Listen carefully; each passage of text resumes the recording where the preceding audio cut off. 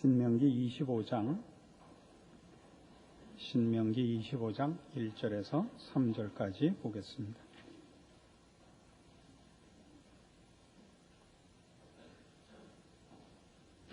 신명기 25장 1절입니다. 사람과 사람 사이에 시비가 생겨서 재판을 청하거든 재판장은 그들을 재판하여 의인은 의롭다 하고 악인은 정죄할 것이요 악인에게 태형이 합당하거든 재판장은 그를 엎드리게 하고 그 죄의 경중대로 여수히 자기 앞에서 때리게 하라. 40가지는 때리려니와 그것을 넘기지는 못할지니 만일 그것을 넘겨 과다히 때리면 네가 네 형제로 천히 여김을 받게 할까 하노라. 이 1절에서 3절까지 오늘 신명기 25장에 있는 내용은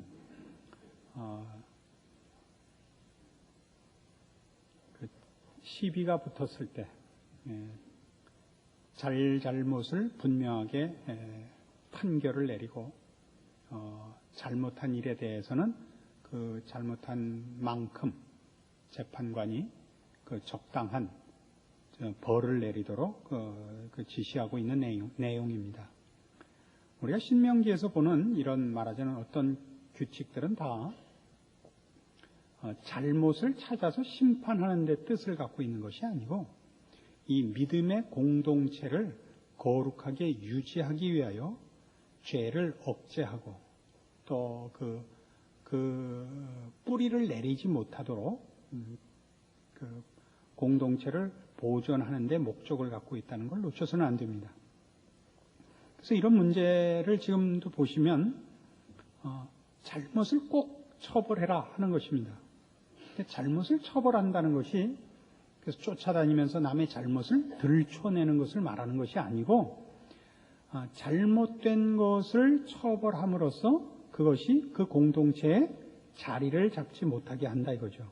그럼 지금 오늘날 우리의 생활을 보시면 현대로 넘어오면서 우리나라가 갖는 가장 큰 뭐랄까요 손해본 세상 풍조가 뭐냐? 그러면 어른이 가졌던 권위, 어른이 가졌던 어떤 보이지 않는 처벌권 같은 게 없어진 겁니다. 개인주의 때문에. 그래서 아무 데서나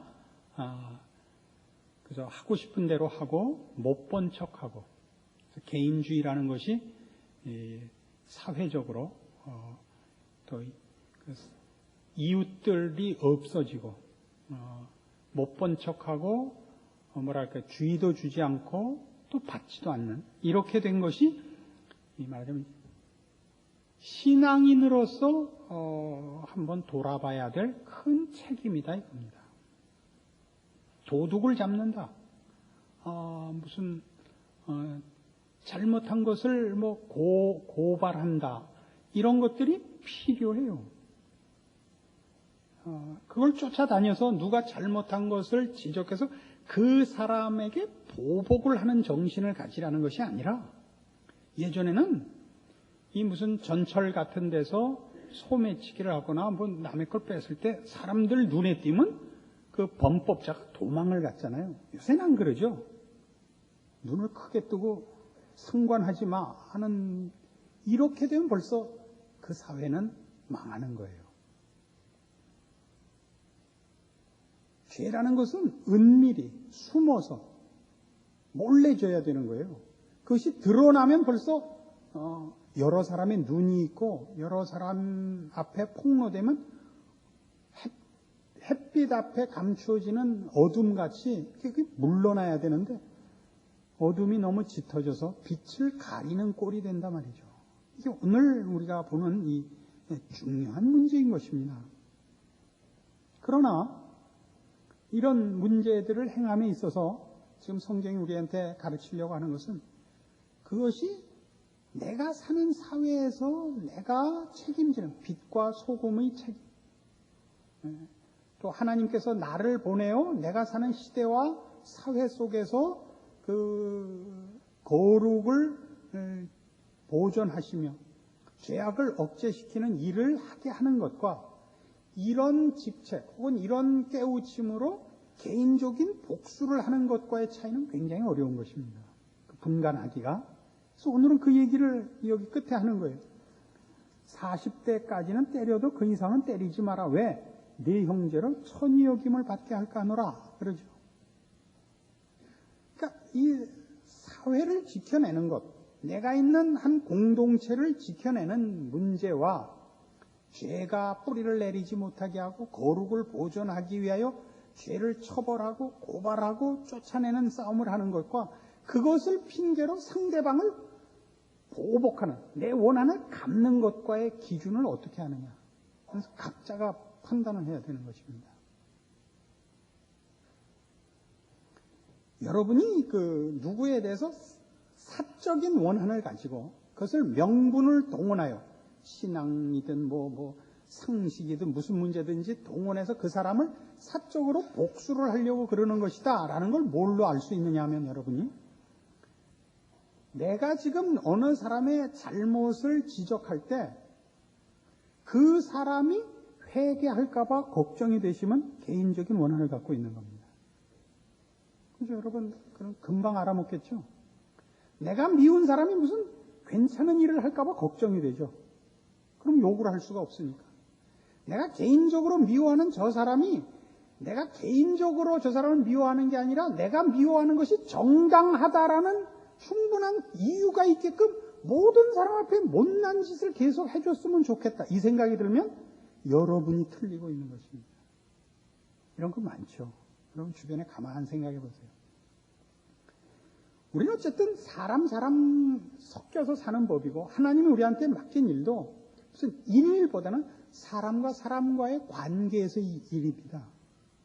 선교를 하고 전도를 하고 봉사를 하고가 아니라 누구에게 봉사하고 누구를 구제하고 누구에게 전도하는 것입니다. 근데 그 대상들이 나를 증명하기 위한 하나의 노획물이 될 수도 있고 나의 잘난 것을 증명하기 위한 어떤 재물이 될 수가 있습니다. 우리가 자신이 잘하고 있다는 것을 증명하려면 보통 쓰는 방법이 못하면 옆에 있는 사람이 실수하고 실패한 얘기를 해서 비교하는 거죠. 쟨 뭐 했습니다. 이렇게 얘기하면서 난 안 했다는 것을 증명받고 누구를 지적하고 그를 몰아붙임으로써 내가 얼마나 거룩과 진리에 대하여 열심히 하는 사람인가라는 반증을 얻어내는. 그래서 우리가 하는 일이 의로 가고 옳다는 것으로 가고 있지만 하나님이 우리에게 맡긴 올바른 거룩한 공동체를 만들라는 책임에서 많이 벗어나 있다는 걸 자꾸 놓칩니다. 우리의 의로움은, 우리의 거룩함은 나를 위한 것이 아니라 나로 인하여 다른 사람이 의로워지고 거룩해지는 자리로 가는 정당함이어야 되고, 그러기 위해서는 우리의 옳음은 혹은 우리의 정당함은 상대방을 고쳐내는, 내가 있는 자리에 도달케 하는, 동참케 하는 어떤 전우애, 동지애를 가지는 것이어야 된다 이겁니다. 성경은 이렇게 얘기하죠. 죄를 미워하되 사람은 미워하지 마라 이겁니다. 그래서 이제 우리가 아마 후진국이라서 그랬을 겁니다. 제가 자라온 과거를 돌이켜보면 공부를 경쟁적으로 했어요. 우리 목사가 될 때도, 제가 안수받을 때도 모든 분들이 오셔서 뭐라고 격려를 하고 말하자면 일종의 축원을 하셨냐면 능력의 종이 되시오 그랬어요. 능력의 종이 되시오. 그래서 우리는 이렇게 보면 주변에 똑똑한 데 대한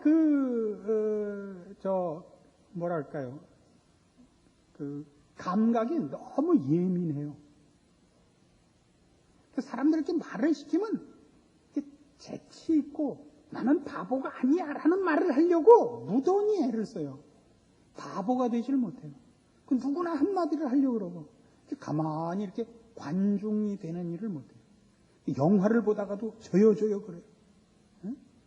자기 확인을 해야 되니까. 이게 참 불행한 일입니다.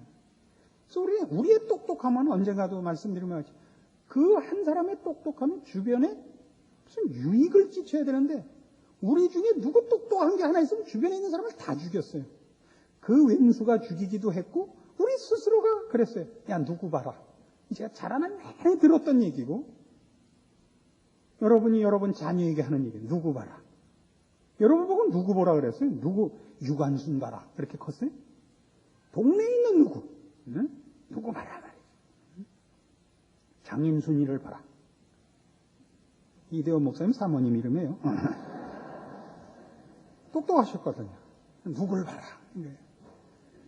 제 부모님은 계속 저보고 그 얘기를 하는 거예요. 아인슈타인을 봐라. 아, 미치겠어요.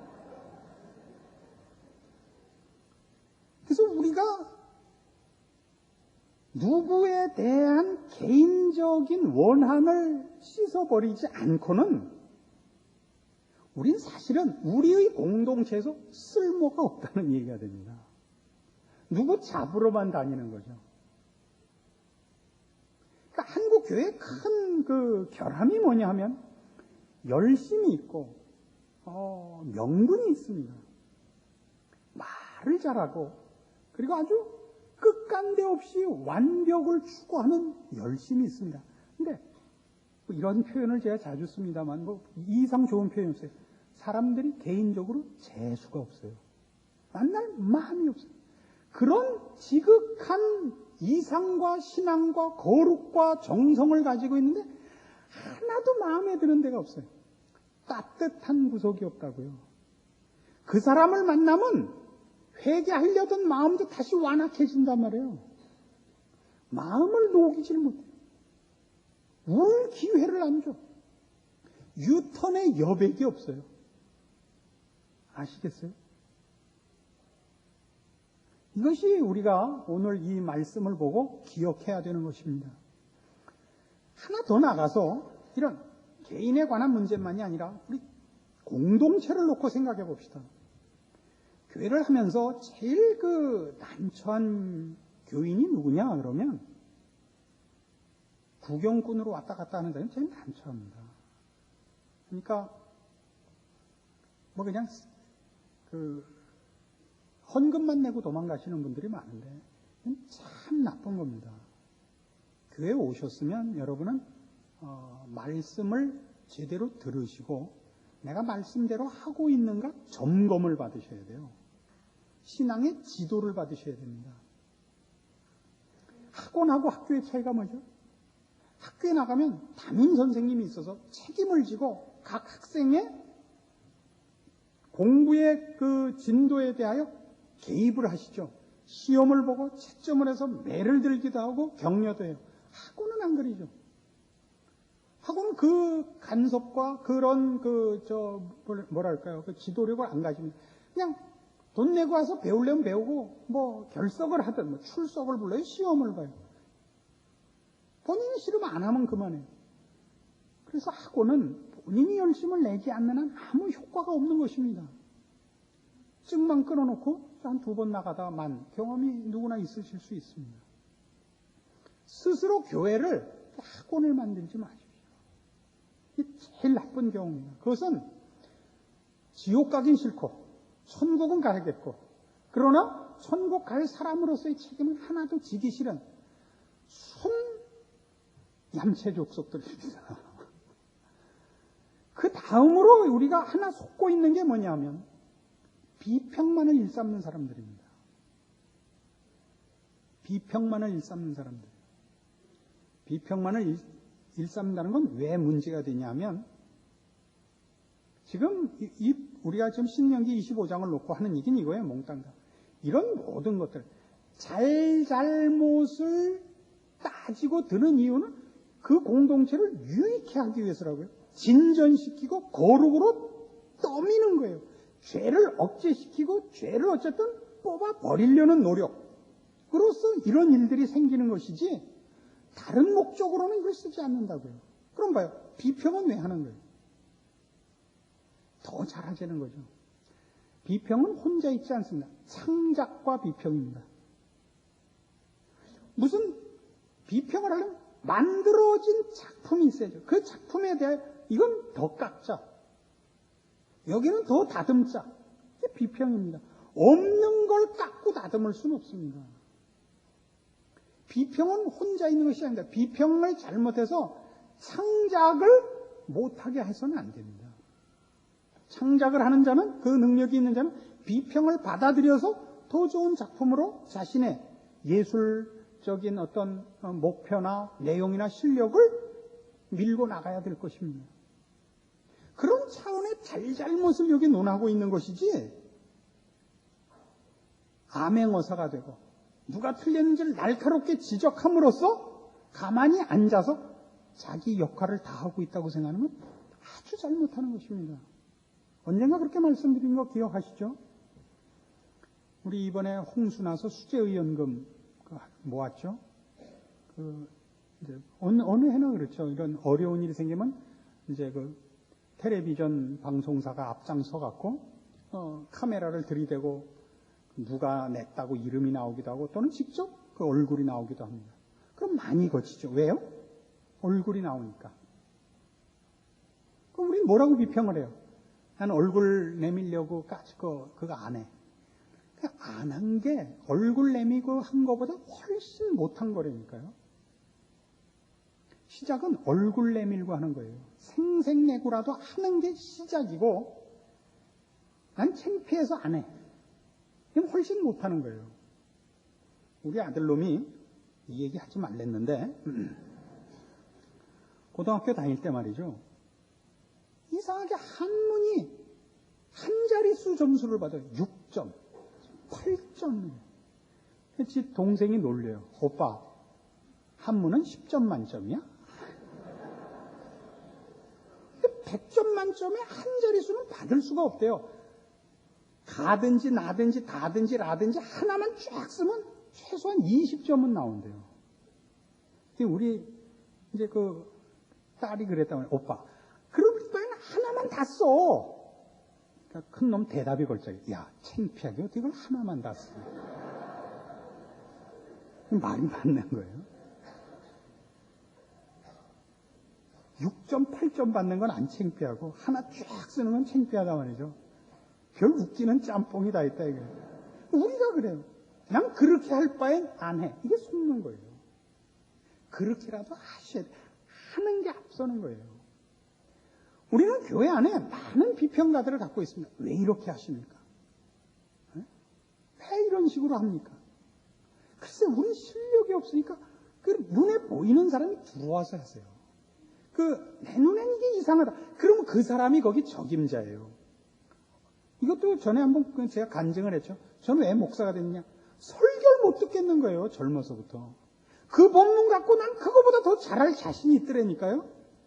그 내용으로 왜 그렇게 해요? 그냥 아니나 다를까? 이렇게 잘하는 목사가 됐잖아요. 우리끼리니까. 우리끼리인데 무슨 소리를 못하겠어요. 정말 그래요. 그게 눈에 이상하면 그 사람에게 안목이 있는 거예요.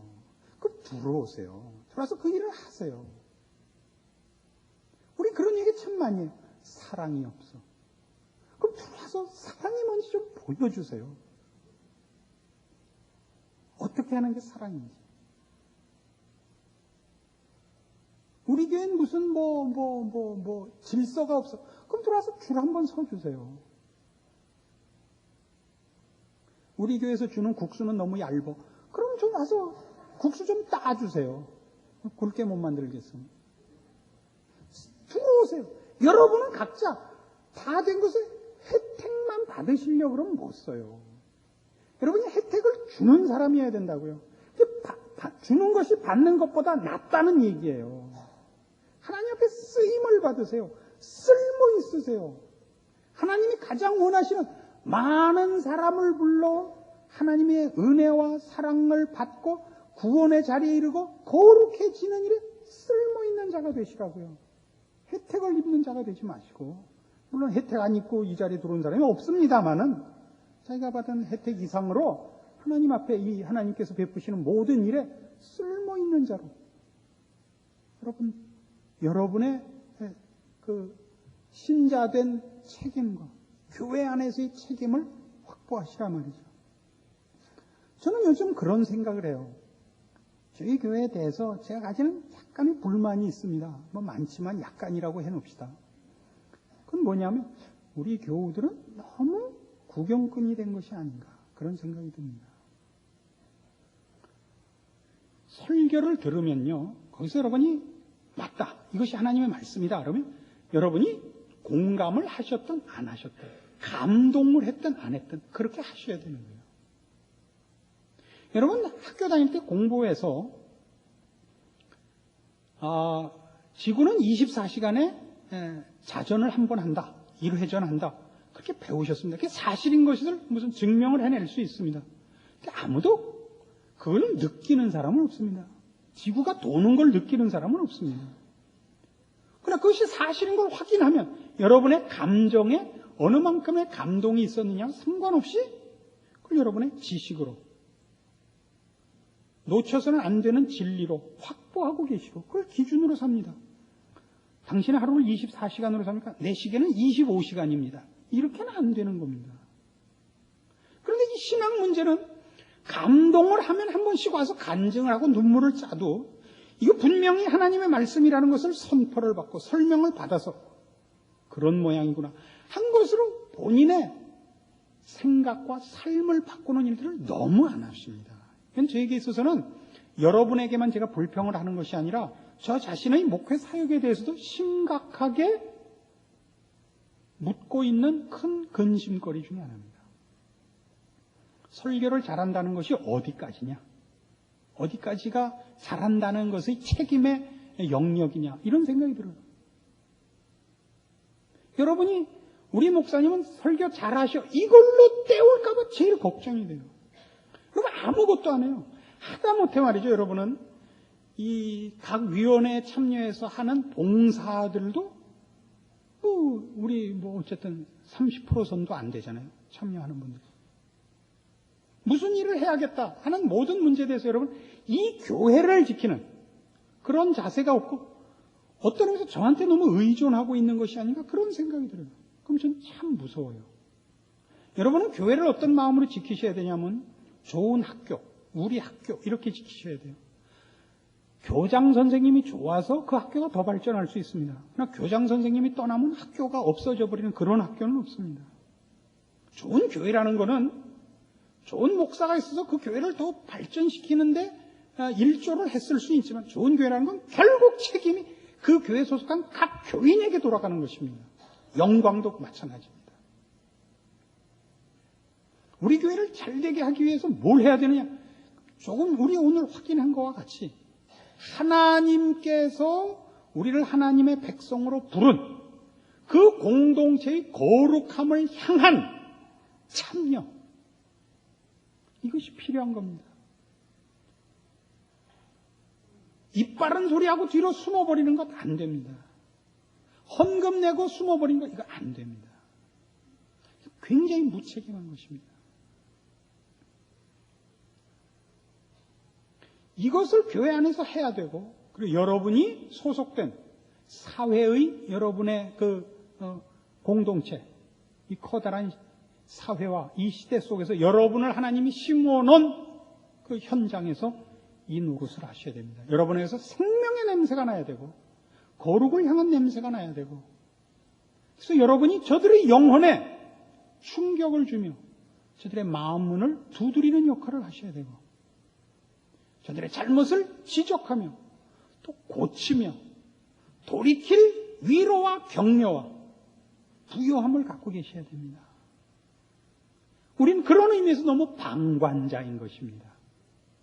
교회 안에서뿐 아니라 우리의 시대와 우리가 몸담고 있는 이웃들 앞에서 오늘날 예수 믿는 사람들은 너무 방관자입니다. 여러분이 빛으로 살고 소금으로 살아야 한다는 성경의 요구들에 대하여 더 속 깊은 회개를 하셔야겠고, 우선 그 일을 교회 안에서 책임 있게 하시는 여러분 스스로에게 묻는 심각한 물음과, 그리고 하나님이 여러분에게 알게 하시고 책임으로 준 여러분의 직책들, 사회와 이웃과 또는 가정과 그리고 교회 안에서의 책임들에 대하여 여러분 더 이상 외면하시거나 모른 척 하시거나 우기시고 도망가지 않는 여러분들이 되기를 바랍니다. 그래서 지금 상당히 어려운 시대가 됐습니다마는 여러분의 책임은 돈 많이 내고 안 내고와는 상관이 없는 겁니다. 여러분이 정성을 다하여 하나님께서 나에게 맡긴 이 성도된 본분을 여러분을 심어놓은 이웃들 앞에서 함께 주 앞에 부름을 받은 교회 안에서 책임 있게 수행하는 것으로 여러분 스스로가 여러분을 점검하시기를 바랍니다. 기도하십시다. 하나님 아버지 은혜를 감사합니다. 우리 하나님께서 우리에게 모든 좋은 것을 함께 하시고 그것으로 우리 이웃들과 나누라 하셨습니다. 하나님을 아는 것, 구원의 도리, 그리고 이제는 사망과 죄에서 벗어나 저 더러움과 무지에서 벗어나 의와 진리와 거룩과 영원으로 사는 이 모든 것들을 우리가 힘을 다하여 나타내야 되고 내 안에 채워야 하고 내가 서 있고 존재하는 곳에 이 하나님이 하시는 영광과 베푸신 은총들이 거기 충만해야 되고 나누어져야 합니다. 이 일들을 감당하는 우리들 되게 하여 주시옵소서. 애써 외면하고 모른 척 하지 말고 참다운 인생을, 참다운 신자의 몫을 감당하는 우리 모두가 되게 하여 우리의 인생으로 참으로 생명의 열매를 맺는 감사가 결실되는 인생이 되게 하여 주시옵소서. 예수님 이름으로 기도합니다. 아멘.